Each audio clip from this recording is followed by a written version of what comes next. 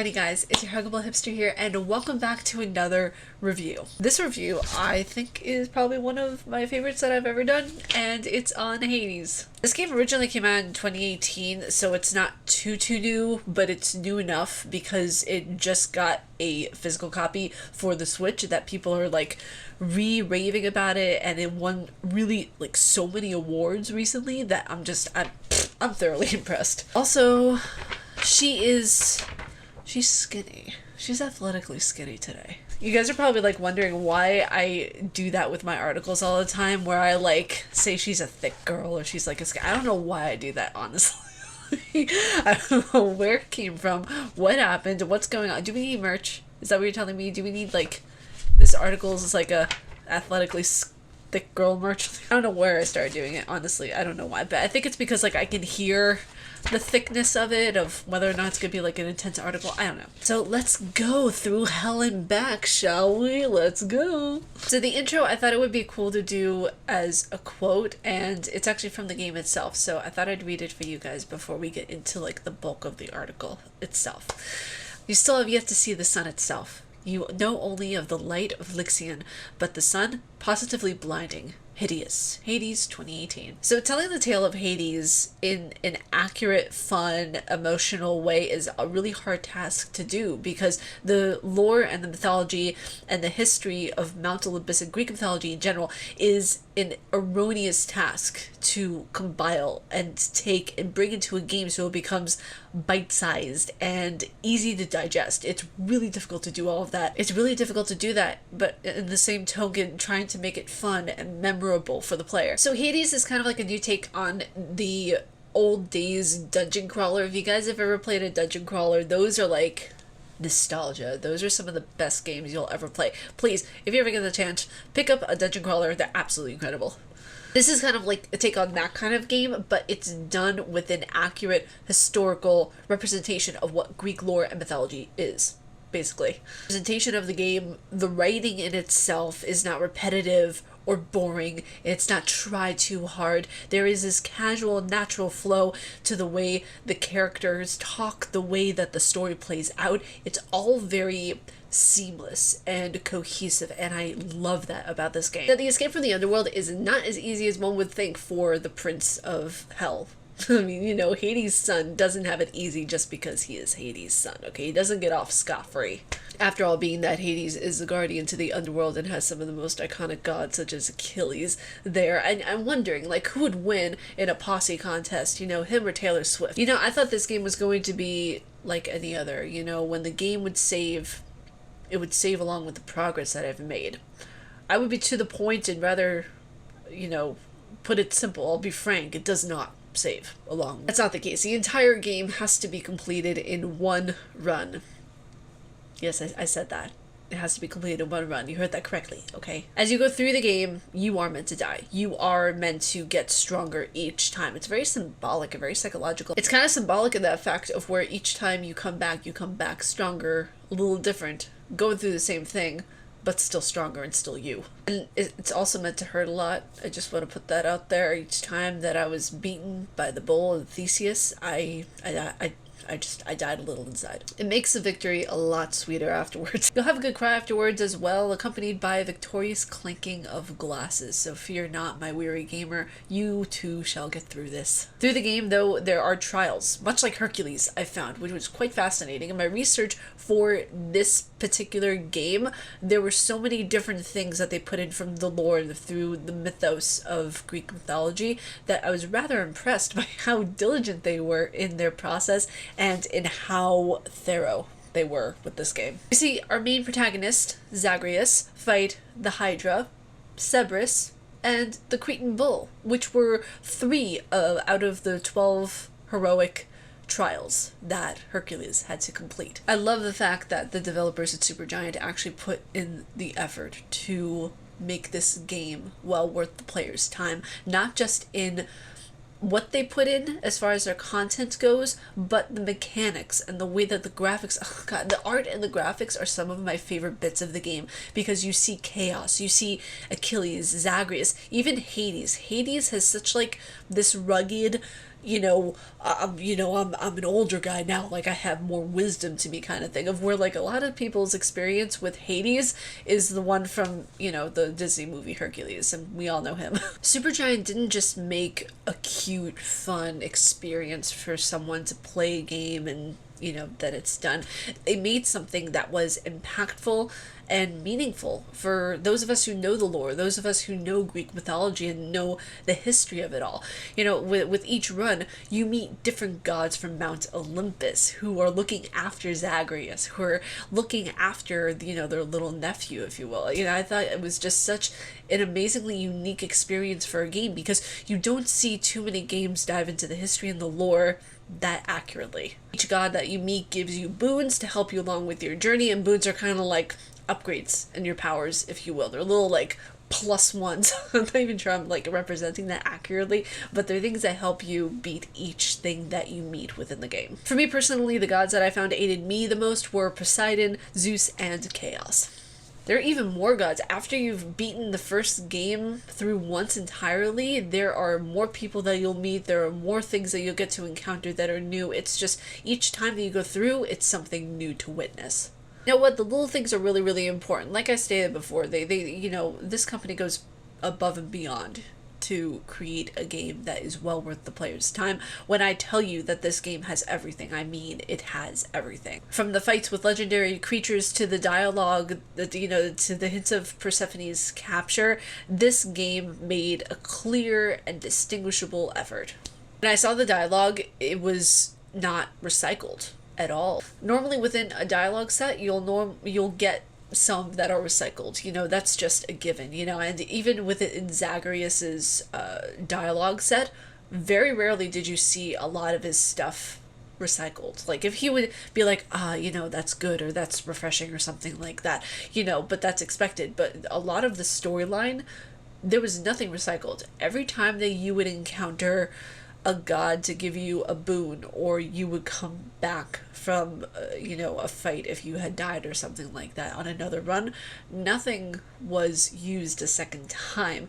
Not one encounter that I had with any character, any NPC, was recycled dialogue. Everything was fresh. Each time I died, it had a new bit of dialogue to throw in that not only helped me in the next round, but it added to the story tenfold. Like, it's just so impressive to me what the writers did with this game. Once I got more into the game and more into the storyline, it was very, very clear to me that the writers really knew their onions. Like, they really knew everything through and through, because you don't just put in the pomegranate seeds for no reason, which we'll get to in a moment. It came to the Greek lore and the discussion of the pomegranate seeds, for example. It's one very distinguishable thing in Greek mythology. If you know Greek mythology, you will know what a pomegranate means in that lore, in that mythos. It's a very prominent thing, and when Persephone was taken to the underworld, she was given 6 pomegranate seeds by Hades, and he basically kind of like tricked her into coming into the underworld. And the mother was mournful, the crops died when Persephone left the surface, and she made a deal. She basically made a deal with the devil, if you will. We're gonna go with that old school terminology, of where for 6 months she would stay with Hades because she had the pomegranate seeds, and it was declared by the Fates, who you guys know from the mythos if you've read up on it, or from the game, or from Hercules, the Disney movie, which, by the way, the Disney movie for Hercules is not accurate whatsoever. It's just a fun movie. It's one of my favorite Disney movies. But going on a tangent there, the Fates stated that anything that you consume within the underworld, that you have to live there for that amount of time. So she consumed 6 pomegranate seeds. She had to stay there for 6 months. This is why the seasons were dictated by the Greeks. This is what told them what spring and summer was. Spring and summer was when Persephone was up in the mortal realm, and autumn and winter was when she was at Hades' realm. So you can see there kind of the historicity of it. This may be a stretch too, but there are also connections to Dante's Inferno within this game. Having to finish the game 9 times in order to get the true ending. The 9th layer of hell was the coldest layer, and where the betrayer was, Judas Iscariot. Where I find the connection is that you were literally in the last level of the game in winter, going to fight your father. who is presumably your own betrayer in the game for Zagreus to Hades. Like, the connection here is kind of, I don't know, it's really indicative of something more here, that they were looking at the literature of Dante's Inferno. So, you know, Purgatory is also mentioned. Purgatory is also a level in Dante's Inferno of where it's somewhat vaguely mentioned by Persephone, I believe, because whenever Zagreus looks at the letter that Persephone leaves for his father Hades, she explains that she's going somewhere where she might find somewhere in between. That somewhere in between could be Purgatory, or it's alluding to such a place as Purgatory, or maybe the mortal realm is that Purgatory, because you have Olympus, you know, you have the heavens, and you have the hell, and you have the mortal realm, which is the in-between. There's also a lot of psychology within this game as well. You have the concept of going through hell and back, trying to reach the surface, and Persephone explaining to literally her dead son that he was stillborn. Yeah, that was in this game. It's something that we could go more in depth on, I feel, because the fact of the matter is that she thought that he was a stillborn. That's not something that you just have in a game for no reason. Like, that's impactful. That's something that has meaning to it. So let's go into my final thoughts. We always know that nothing lasts forever. We know that we can't be up on the surface. You know, she tells us in the game, Persephone that is, she tells Zagreus that he can't be up there for long because he is cursed, just like his father, to live in hell for eternity. This game is now one of my favorites. It is just, it's so good. It's so diverse. The history of it is just so impactful and meaningful. And having completed it once now, I you know, and how much this game has in terms of content, lore, accuracy, good writing, you know, it's a game that I would just strongly recommend to any Greek mythos buff or just fan of good writing in general, because the way that this was crafted is just nothing short of impressive. Even the voice acting, I was astonished with how impressive it was. It totally had me immersed. It totally just like left me wanting so much more. When Zagreus reached the top, he knew that his time was limited. He knew that every bit that he was going for, he knew that it was somewhat of a, you know, just, there was a timestamp on. When Zagreus reached the top, he knew that his time was limited. You know, it tells us that, to an extent, nothing is forever, to make the most of what it is. Even though he was like seeing his mother for such a short snippet of time, he was able to get so much out of it. And that kind of alludes to life as well. You know, you're here for such a short snippet of time, but, you know, we as human beings can get so much out of it if we truly wanted to. It tells us that nothing is forever. It also tells us that every attempt at life should be well fought, and a battle that even the gods would stand in awe of. But you guys, that was my review on Hades. Like, this was this is not only such a fun review to do, it was such a fun game to play, honestly. I've never had more fun with a Switch game than I have this one. Like, I love Animal Crossings, I love Luigi's Mansion. Like, I actually downloaded the demo for Bravely Default 2, diving into that as well. But this was just, it struck a chord with me because ever since I was a kid, my two favorite types of mythology to dive into were Greek mythos and Egyptian mythology. So for me, if they can actually like make a, in general, a very well done Egyptian mythology game, then hashtag blessed.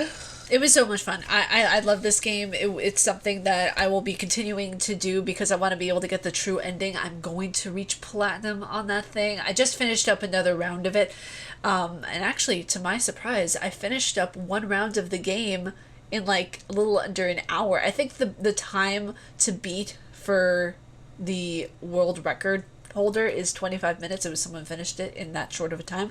So for me, I want to be able to see what my time is. Like, I'm gonna literally put a timer on and see how fast I can finish it. So yeah, it's gonna be really, really interesting to see what happens, like what the true ending is, and how, you know, Zagreus finds out more and more each time he visits Persephone, his mother. So yeah, it's really, really fascinating, and I love it so much. I would totally recommend this.